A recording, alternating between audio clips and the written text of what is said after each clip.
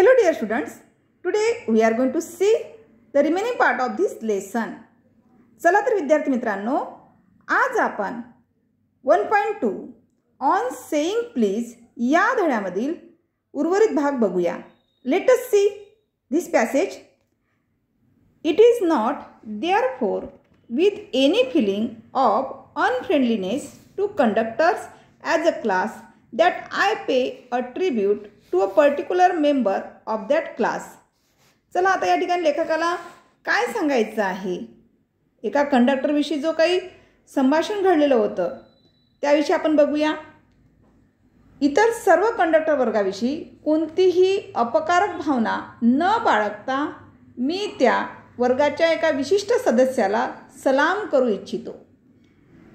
I first became conscious of his existence one day when I jumped onto a bus and found that I had left home without any money in my pocket. चला तर या ठिकाणी लेखकाने त्यांच्या जीवनातला एक प्रसंग सांगितला. काय सांगितलाय बघा. एके दिवशी बसमध्ये उडी मारून चढल्यावर खिशात पैसे न बाळगता आपण घराबाहेर पडलो आहोत हे लेखकाच्या लक्षात आले. आणि जर अशा वेळेस काय होते, जर आपण बसमध्ये गडबडीत चढलो असेल आणि आपल्यानंतर लक्षात आलं अरे आपल्याकडे पैसेच नाही, आपला रिकामाच खिसा आहे, तर आपल्याला त्या कंडक्टरची काय वाटेल, एकतर भीती वाटेल नाही का, आणि दुसरी गोष्ट आपल्याला तो कुठेतरी उतरून देईल असं वाटेल आपल्याला.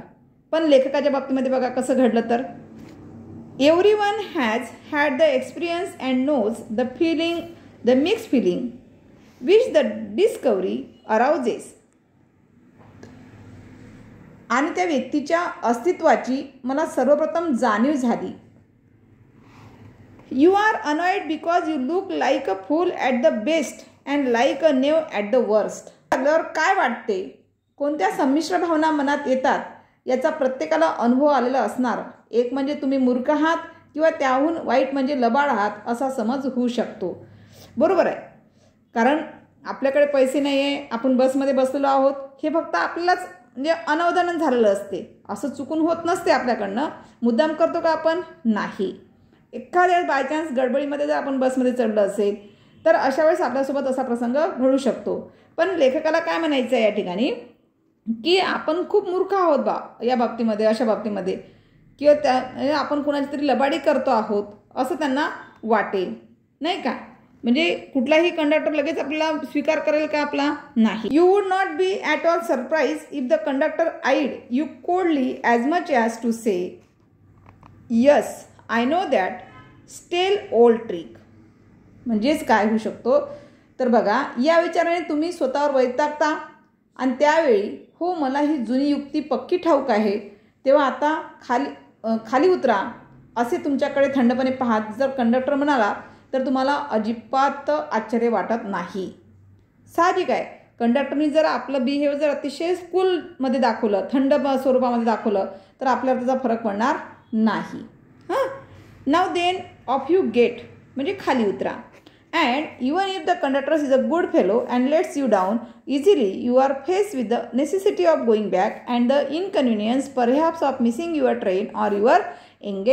त्यातून जरी तो कंडक्टर सद्गृहस्थ असला आणि त्याने तुम्हाला सहजपणे उतरू दिले तरी तुम्हाला परत जावे लागते, तुमची गैरसोय होते आणि कदाचित तुमची ट्रेन किंवा ठरलेली भेटही त्या ठिकाणी काय होऊ शकते, मिस होऊ शकते, चुकू शकते.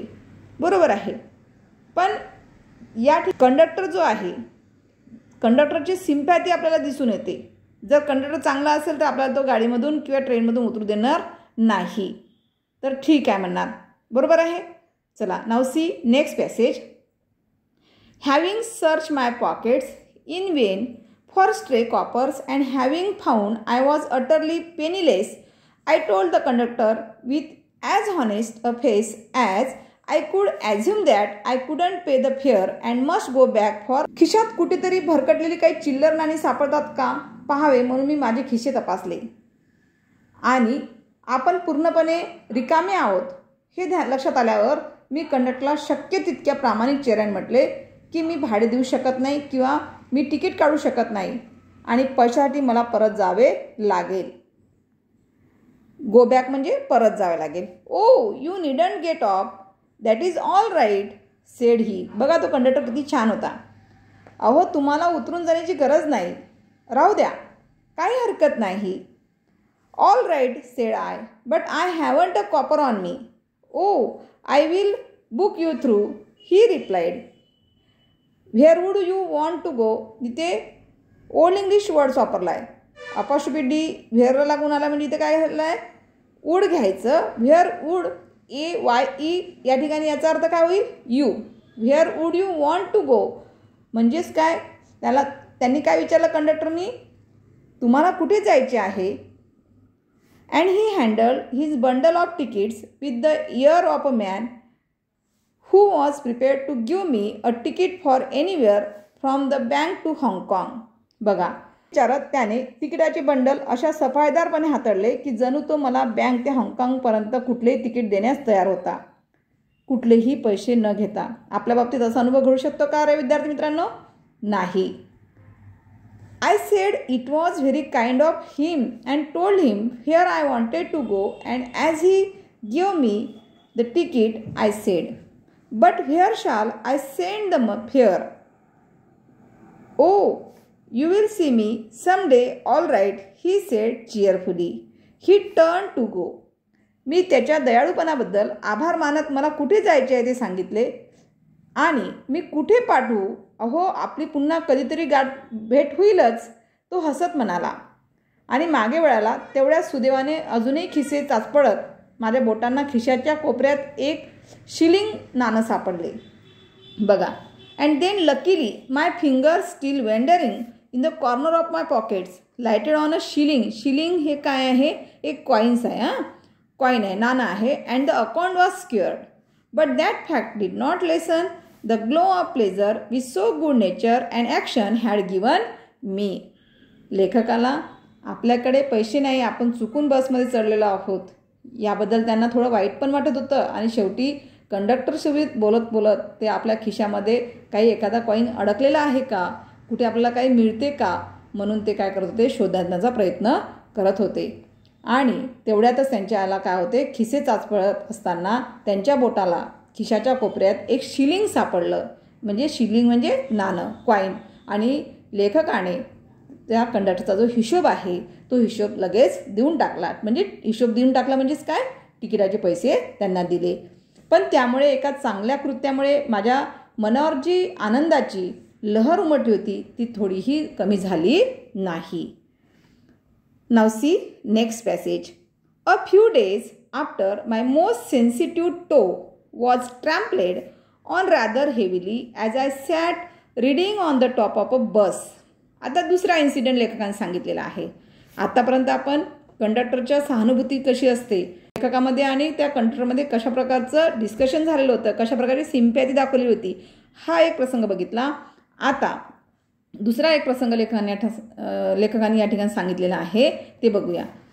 अ few days after my most sensitive toe was trampled. ट्रॅम्पलेडचा अर्थ माहिती आहे का तुम्हाला विद्यार्थी मित्रांनो? Trampled on means crush under feet, म्हणजे पायावर पाय देणे किंवा बोट तुडवणे. बसमध्ये बऱ्याच वेळा असा अनुभव आपल्याला येत असतो. ज्यावेळेस आपण बसमध्ये प्रवास करता, बरेच जण अपडाऊन करतात, बसमध्ये प्रवास करतात, त्यावेळेस गर्दीच्या वेळेस काय होते, जे पॅसेंजर असतात ते पॅसेंजर आपल्या पायावर पाय देऊन समोर जात असतात किंवा आपल्या पायाला दुखापत केली जात असते. तशाच प्रकारचं या ठिकाणी एक इन्सिडेंट या ठिकाणी सांगितलेलं आहे.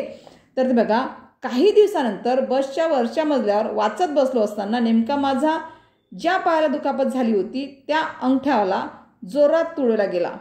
अंगठ्याला दुखापत झाली असेल तर त्याच अंगठ्यावर दुसऱ्यांनी काय दिलं होतं, पाय दिलेला होता.